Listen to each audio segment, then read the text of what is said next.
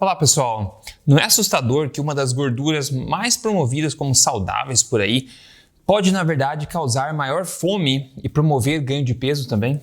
Eu vou te contar isso nesse podcast, então bem-vindo para você, pessoa forte, aqui o Papo Forte com quem vos fala, Rodrigo Polesso, onde eu compartilho dicas exageradamente honestas sobre saúde, emagrecimento, nutrição, exercício, mentalidade, tudo baseado em ciência, tudo baseado em experiência também. Sou pesquisador nutricional e do exercício desde 2009, também autor do livro best-seller. Este não é mais um livro de dieta, mas o mais importante que eu tento compartilhar com você aqui, o que eu realmente acho que vai ajudar você a ser a melhor versão de você mesmo. E hoje eu quero compartilhar mais sobre gorduras e o efeito de tipo de gordura diferente, potencialmente na sua fome, na sua capacidade de emagrecer e também de ganhar peso. E o assunto gorduras no geral e o impacto que isso tem no organismo é um assunto extremamente extenso e complexo que nós entendemos muito, mas ainda assim tem muito a entender a respeito disso. Só que algumas coisas a gente já sabe, a gente pode inferir algumas verdades conhecidas, digamos assim, né? E gorduras, no geral, elas são muito mais do que simplesmente fontes de energia. Elas realmente conseguem modular a forma como o corpo funciona de várias formas. Enquanto existem gorduras boas, existem também gorduras ruins, que não são tão boas assim. E hoje a gente vai ver uma gordura que é extremamente comum e extremamente problemática também, que comprovadamente aumenta o seu apetite, levando você a uma maior ingestão calórica, basicamente automaticamente. Eu vou te contar mais detalhes sobre isso e no final dar um pouco da minha conclusão do que a gente tira a respeito disso aí. Combinado? Vamos lá. Comigo agora, então, considere este ensaio clínico randomizado, publicado em 2018 no jornal Nutrients, onde eles testaram dois tipos comuns de gorduras em pessoas obesas e acima do peso. Basicamente, eles pegaram 10 pessoas acima do peso ou obesas e queriam testar o impacto dessas duas gorduras muito comuns, que na verdade são as gorduras mais comuns de origem vegetal que a gente vê por aí, onde elas estão em todo lugar e são promovidas como saudáveis em todo sentido. Essas gorduras são o ácido oleico, do qual, um exemplo, por exemplo, o azeite de oliva é rico em ácido oleico, uma gordura monoinsaturada, e também o ácido linoleico, que é um ômega 6, uma gordura poliinsaturada. E o que é rico nisso? Todos os óleos vegetais, o canola, soja, milho e semente de girassol. Agora, para isso as pessoas tiveram 3 refeições diferentes, né, com um intervalo de uma semana entre elas. Uma refeição controle, uma refeição mais alta em ácido oleico e uma refeição mais alta em ácido linoleico. Essa refeição controle, vale notar que ela era mais alta em carboidrato do que as outras duas também. Então eles retiraram um pouco da energia de carboidrato e colocaram um pouco mais dessa, ou do ácido oleico ou do ácido linoleico. Em outras palavras, poderia colocar azeite de oliva na refeição ou colocaria, sei lá, óleo de soja ou óleo de milho como o ácido linoleico no caso. E ver que diferença que faz no corpo quando você muda somente não as calorias são as mesmas, somente a composição, o tipo de gordura na sua refeição. Primeiro, vamos analisar qual foi o comportamento da insulina, né? A diferença que teve no comportamento da insulina aqui nesse gráfico comigo aqui, que mostra a área embaixo da curva, como a gente diz no gráfico, né? Mas basicamente vê aqui a dieta controle, a dieta alta em OA, que é oleic acid, né, que é o ácido oleico, e por último a dieta alta em ácido linoleico. Então a gente vê que, curiosamente falando, lembrando que a dieta controle foi a que mais tinha carboidrato na dieta. Qual foi a dieta das 3 aqui que colocou a maior barrinha, a maior quantidade de insulina precisou ser secretada para metabolização? Foi a de ácido linoleico, apesar de conter menos carboidratos. Então a gente vê da controle para a do meio, a gente vê uma queda aí de insulina que realmente é compatível com o fato que eu acabei de falar, que a gente tirou um pouco de carboidratos da controle e adicionamos essa gordura, o ácido oleico no lugar. Então diminuiu um pouco a insulina, né, embaixo da curva, e a onda de insulina diminuiu. Mas isso é estranho, porque o ácido linoleico também, mesma quantidade de calorias, somente mudando o tipo de gordura, colocando, por exemplo, um óleo vegetal em vez do azeite de oliva, a gente conseguiu estimular mais insulina no corpo. Interessante, né? Olha só como é que o tipo de gordura influencia.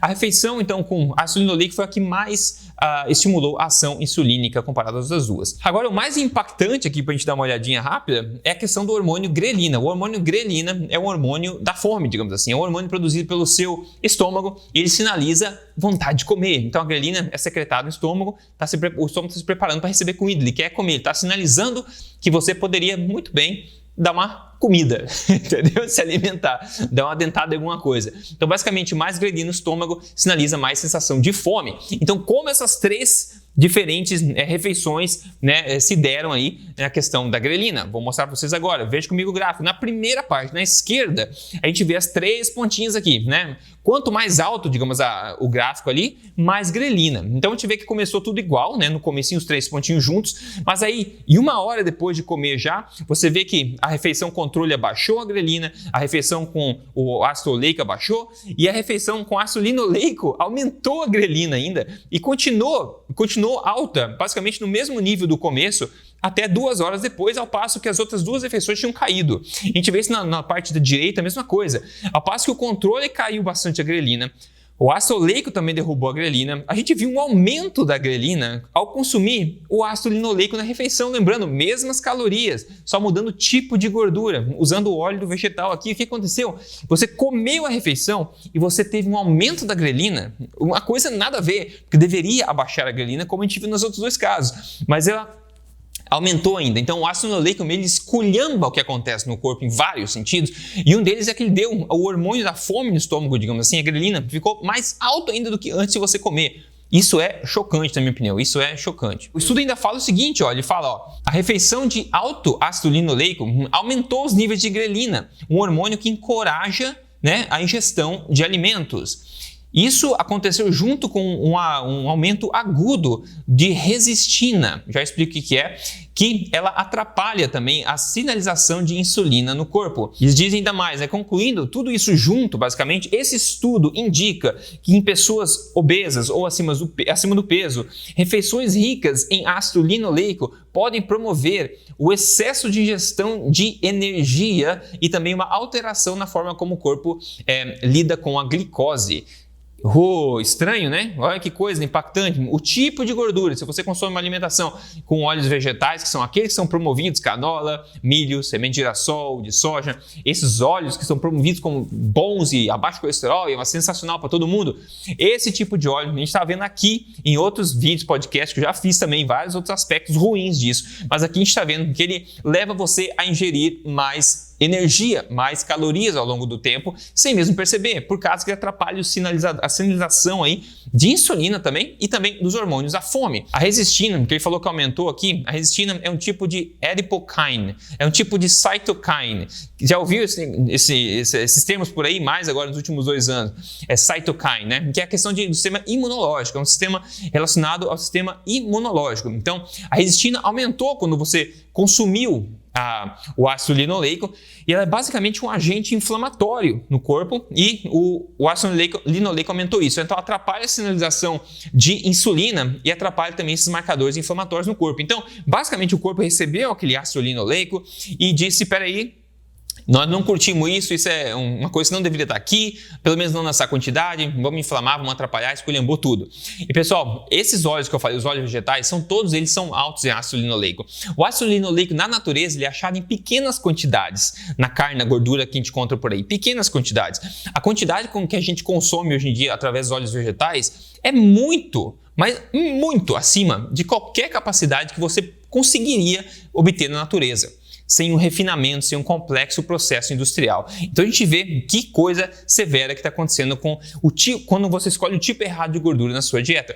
E a conclusão disso tudo, vou te contar a conclusão disso tudo. Antes disso, só lembrando, se você acha esse tipo de informação útil, essa conversa, assim, para entender como o corpo funciona, baseado em ciência, tentando simplificar, eu espero para você, passe a palavra adiante do podcast Papo Forte, é gratuito, eu tô aqui semanalmente tentando ajudar você. Então fala pra galera entrar no Papo Forte aí, quem tem a cabeça aberta, que está disposto a aceitar coisas diferentes, talvez as narrativas principais. O Papo Forte está em vídeo no YouTube e também está no Spotify, no Google, na Apple, onde for, em áudio também. Todos os links estão em papoforte.com.br. Bom, vamos lá. Existe um mar de evidências mostrando aí robustamente o mal que os óleos vegetais fazem, e esse estudo corrobora isso nesse aspecto desses hormônios aí. Quanto mais nós consumimos gorduras, que são incompatíveis com a ordem natural das coisas, como os óleos vegetais, e mais nos distanciamos das gorduras que são compatíveis com a evolução humana e com o mundo natural, mais nós colhemos problemas. E não é isso que tem justamente acontecido. A gente continua a demonizar as gorduras que sempre existiram, né? A manteiga, gordura saturada, gordura monoinsaturada, gordura animal é ruim, e continuamos engolindo, tentando pelo menos engolir essa ideia de que essas gorduras criadas nessas complexas refinarias de hoje em dia, os óleos vegetais, são de fato as melhores para a gente. Isso tudo, na minha opinião, tem muito interesse financeiro, obviamente, envolvido com isso, interesse político envolvido com isso também. E claro, a gente também tem que dizer que também tem muito a ver com incompetência na interpretação de estudos científicos.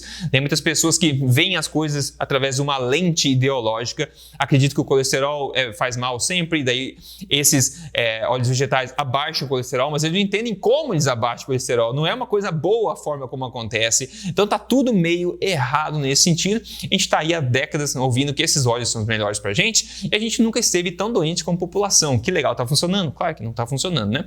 Agora, quando você entende esse tipo de coisa, você faz escolhas sábias na sua alimentação para retirar gorduras inflamatórias que te dão mais fome e colocar gorduras mais saudáveis também e outras alterações equivalentes baseadas em ciência, você vê resultados incríveis acontecendo. Quem me conta hoje aqui foi o nosso amigo que mandou a foto do antes e depois. Ele colocou menos 10 quilos em apenas 2 meses. Vida nova para toda a família. Deus te abençoe grandemente. Grandemente.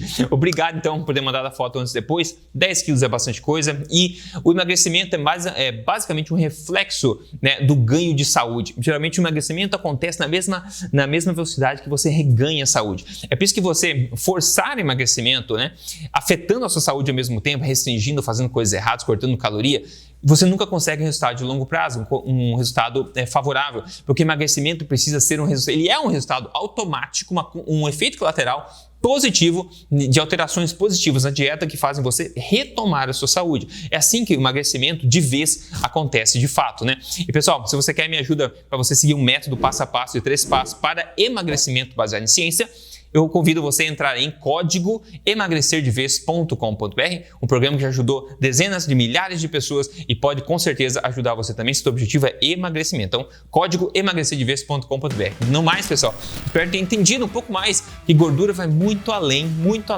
de energia, como o pessoal fala. Ela tem a capacidade de modular o seu corpo, os hormônios, a fome e tudo mais, a insulina, etc. Então, espero que tenha sido interessante para você e tenha agregado também para o seu conhecimento. A gente se fala no próximo Papo Forte aqui. Até lá, um forte abraço para você, a gente se fala.